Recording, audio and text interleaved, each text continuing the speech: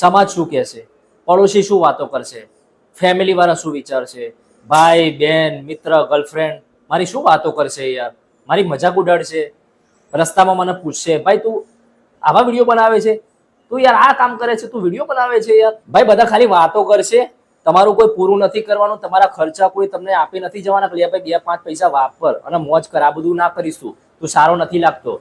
પણ ક્રિએટરની શું તાકાત છે, શું ઇન્ફ્લુએન્સરની તાકાત છે ને એ ભાઈ હજુ આ સમાજ, ફેમિલી, પડોશી, મિત્ર, ગર્લફ્રેન્ડ ભાઈ ખબર નથી હજુ કોઈને. તો ભાઈ ક્રિએટર બનવાની ઈચ્છા છે, વિડીયો ઉતારવાની ઈચ્છા છે, બ્લોગર બનવાની ઈચ્છા છે, ઇન્ફ્લુએન્સર થવાની ઈચ્છા છે ને, તો ભાઈ તારી પાસે ગમે તેવો મોબાઈલ હોય ને, કેમેરો ઓપન કર, વિડીયો શૂટ કર, ના આવડે તો 10 વાર રિપીટ કર, રીટેક લે, પણ વિડીયો બનાય.